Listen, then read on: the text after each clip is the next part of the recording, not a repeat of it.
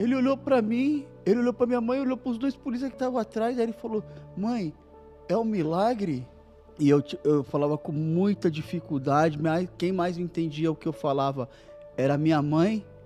Daí ele tinha ficado 10 das 7 horas da manhã, daí eu já tinha falado pra minha mãe no final da tarde, eu falei, mãe, aí eu falava bem que eu ouvia mais do ouvido esquerdo do que o direito, eu só ouvia 42% do ouvido direito por causa dos tiros.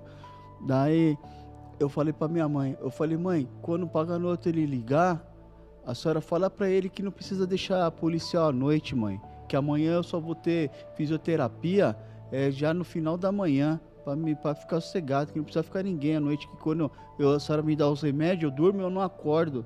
E daí o Carlos e o outro policial lá, que eu não lembro qual é o nome dele agora, eles vão me colocar pra dormir, me deixa lá, o jeito que me coloca eu fico, e a minha vontade era tão grande, o tempo que eu ficava naquela cadeira de roda, e eles viu o enfermeiro fazer home care em mim, eu falava, Senhor, a parte mais triste era quando eu era abraçado pela minha mãe, eu não podia retribuir o abraço dela, e ela orava por mim, e ela sempre pedia naquela oração, ô pai, abençoa meu filho para que eu possa sentir novamente o abraço dele, o beijo dele.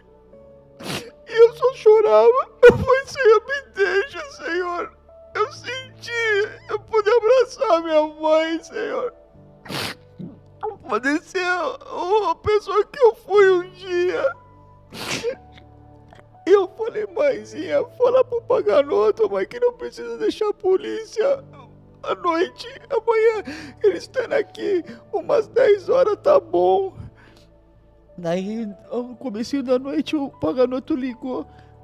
Minha mãe falou com o Paganoto e ele, não, dona Maria, pode deixar, não tem problema, eles ficam aí. Falei, não precisa. Daí, com muito convencimento, minha mãe, ele falou, tá bom então, mas amanhã cedo eles já vão estar aí. Colocaram eu pra dormir, Castro, sabe? Daí, dia 28 de maio de 2007, colocou eu pra dormir. E chegando praticamente, eu reconhecia mais as pessoas. Era pela minha audição, não era pela minha visão, sabe? Colocando eu praticamente cego pra dormir. Praticamente surdo, que eu ouvia 42% do ouvido ao meu ouvido. Sem a parte de entendimento, compreensão, raciocínio, o campo da visão do cérebro. Dia 29 de maio, a minha mãe abriu a porta do meu quarto pra ir me acordar. Sabe como que eu tava, Castro? E com um buraco aqui na cabeça, ao lado direito, que eu não tinha placa ainda na cabeça, era só pele, sabe? Eu tava em pé, do lado da cama, enxergando, ouvindo, falando, entendendo, compreendendo e raciocinando. Daí em junho, no começo de junho, eu fui no meu neurocirurgião, que eu chamo ele de meu anjo, sabe? Sempre os policiais me levavam na maca, sabe? Amarrado, ou numa cadeira de roda amarrado, porque eu não tinha cadeira de roda de tetraplégico. Daí eu amarrado aqui assim. Nesse dia, os policiais me levaram, sabe como que eu tava? De braço dado assim com a minha mãe. Que nesse daí, quando o médico ele abriu a porta, que sempre quem abria era a secretária dele. Quando ele abriu a porta assim, ele da altura do Paganoto, quando ele abriu a porta assim, ele olhou pra mim, ele olhou pra minha mãe, olhou pros dois policiais que estavam atrás, aí ele falou, mãe, é um milagre?